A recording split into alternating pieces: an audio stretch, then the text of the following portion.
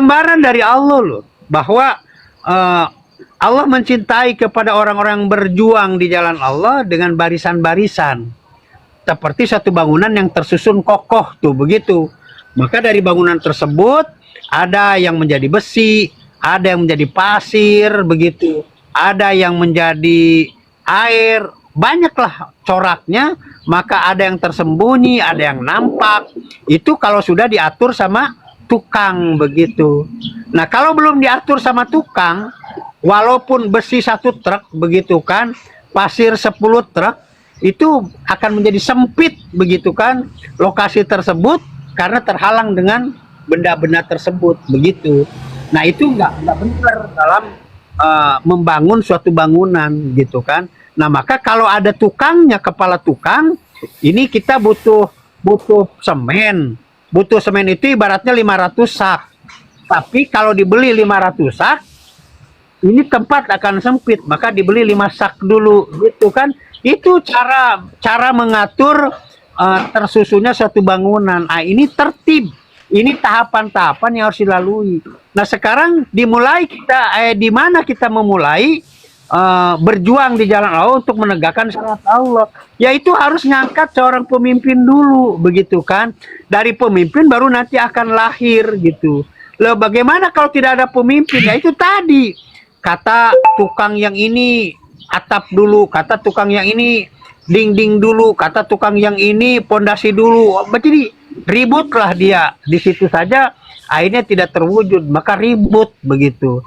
Nah, ini hari ini umat Islam ya seperti itulah gambarannya kurang lebih, sehingga Islam itu tidak terwujud. Islam itu tidak membuahkan rahmat bagi seluruh alam karena seperti itu. Nah, maka Khilafatul Muslimin ini adalah memulai dari mengangkat seorang khalifah begitu kan, mengangkat seorang khalifah dan berjalan itu dalam rangka fatakullah, takwa kepada Allah, karena tidak dibenarkan seorang muslim itu kalau kita berjalan bertiga saja wajib mengangkat pemimpin. Jalan bertiga ini kita bukan jalan lagi gitu kan. Nah, maka kalau tidak punya pemimpin Islam, ya ini bagaimana keislamannya begitu. Sementara pemimpin itu yang wajib ditaati gitu. Loh, kalau sekarang wujudnya tidak ada, kita taat kepada siapa? Ini impossible ya, hapus saja ayatnya kalau ibaratnya kita tidak ada wujud sekarang khalifah atau ulil amri gitu. Dan ulil amri itu khalifah itu adalah perwujudan daripada ulil amri yang dimaksud dalam Al-Qur'an. Ya, seperti itu, Ustaz.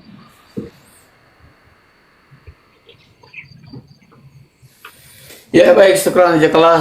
Semoga apa yang sudah dijawab pertanyaan dari sahabatku Yahya ya, mudah-mudahan ini suatu pencerahan bagi kita. Mungkin bagi sahabat yang hari ini Allah sudah memberikan hidayah ada di dalam Khilafatul Muslimin dalam menegakkan sistem khilafah ini, ya, lebih yakin lagi ya. Karena memang tadi ya, khilafah itu bukan hanya sebatas teori dibicarakan tapi perlu dipraktekkan. Alhamdulillah Khilafatul Muslimin ini sudah mempraktekkan, bukan hanya sebatas wacana ya, sudah ada khalifahnya sebagaimana tadi yang disampaikan oleh Ustadz kita ya, begitu. Ini ada lagi pertanyaan saat ini ya, katanya ya khilafah itu memang diyakini, tapi katanya khilafah itu adalah Imam Mahdi kan, kebanyakan umat Islam begitu, bahwa Imam Mahdi itulah antara yang jadi khalifah gitu. Gimana? Jadi banyak umat Islam itu menanti Imam Mahdi itu, gimana tuh? Kebanyakan seperti ya, itu. Ini baik itu memang ada begitu kan, bahkan 4 sahabat Nabi mereka yang khalifah itu disebut khulafa al-mahdiyin. Jadi kalau kita melihat bahwa yang dimaksud al-mahdiyin itu Adi itu adalah seorang, al-mahdiyin itu adalah orang banyak gitu kan, satu. Nah, maka Khulafaur Rasyidin itu mendapat gelar Al-Mahdiyin begitu kan mereka. Nah, Al-Mahdiyin itu orang yang mendapat petunjuk. Jadi Khulafaur Rasyidin itu adalah orang yang mendapat petunjuk. Lalu kita kaitkan, kita sedang menunggu Imam Mahdi atau Khalifah itu adalah Imam Mahdi. Jadi pengertian Imam Mahdi itu ada dua, dibagi dua ya.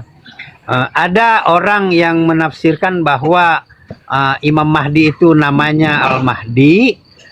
Ada juga yang menafsirkan bahwa yang dimaksud Al-Mahdi itu imam yang mendapat petunjuk. Nah, gitu. Ya. Jadi imam yang mendapat petunjuk. Nah, bagaimana mendapat petunjuk? Ya, dia sampai kepada Al-Quran begitu. Jadi ada yang begitu. Nah, maka persoalannya siapa yang suruh nunggu begitu? Itu persoalannya. Siapa yang suruh nunggu? Karena Islam itu bukan ditunggu, tapi Islam itu dipraktek. Nah, kalau kita hari ini diperintah oleh Allah, atiullaha wa atiur rasul wa ulil amri minkum, ya Allah saya sedang nunggu Imam Mahdi, begitu kan enggak bener. Orang disuruhnya taat kok nunggu begitu. Adapun ya ini mohon maaf, adapun nanti tafsiran yang bahwa Al-Mahdi itu nanti akan ada sosoknya, ya kita di samping hari ini kita bersama Khalifah, ya kita tinggal taat aja, ikut begitu. Kalau memang tafsiran yang kedua itu yang dimaksud Al-Mahdi itu ada wujudnya begitu. Nah, sehingga kita ikut saja begitu. Nah, maka hari ini nih yang menjadi persoalan yang saya tanyakan, jika penafsirannya itu adalah Al-Mahdi itu adalah orang, sosok manusia yang mendapat petunjuk dan hari ini adalah Khalifah, begitu, lalu Al-Mahdinya tidak datang, ya kan akhirnya ngawang-ngawang, nunggu apa itu kan gitu. Nah, maka kita taat kepada Khalifah hari ini, ya Khalifah sudah merintahkan maksiat, kan itu anunya batasannya. Baik Imam Al-Mahdi pun itu perintahnya itu perintah untuk taat begitu kan. Lah kalau sekarang hari ini ada orang yang memerintahkan taat, ya kenapa kita harus pikir-pikir, apalagi yang memerintahkan itu adalah seorang Khalifah Amirul Mukminin, ya lebih bagus lagi begitu. Ya seperti itu, Ustaz. Ya, baik, syukur jazakallah ya Ustaz ya atas jawabannya ya. Mudah-mudahan ya kita diberikan kepahaman ya. Ya begitu ya sahabatku, tadi yang bertanya sahabatku Yahya ya. Nah, memang tidak dipungkiri ya, pertanyaan-pertanyaan begitu, penolakan-penolakan, alasan-alasan itu ya ketika kita menyampaikan, hampir kita dapati banyak seperti itu. Karena kita pun sering ya melihat ya, baik di video media-media ya, bahwa hari ini sudah banyak juga ya umat Islam yang sudah menyadari bahwa memang khilafah itu sesuatu yang memang sistem Islam ya, yang mana harus dipraktekkan. Namun memang dalam pemahaman untuk ke arah yang satu itu masih ya simpang siur ya, masih ada perselisihan. Ada yang meyakini bahwa khilafah itu adalah negara kan begitu. Jadi tidak bisa diangkat seorang khalifah kalau dia tidak berkuasa kan begitu. Nah, ini yang menjadi suatu perselisihan yang belum sepakat kan. Namun kita berdoa kepada Allah, mudah-mudahan di antara orang-orang yang hari ini sudah meyakini bahwa khilafah adalah sistem Allah, mudah-mudahan Allah satukan sehingga Islam itu benar-benar menjadikan rahmat bagi seluruh alam. Ketika bersatu, udah jelas janji Allah bahkan akan mendapatkan rahmat dari Allah. Karena kata Allah, al-jama'atu rahmat, al-firqatu azab, gitu ya sahabatku ya.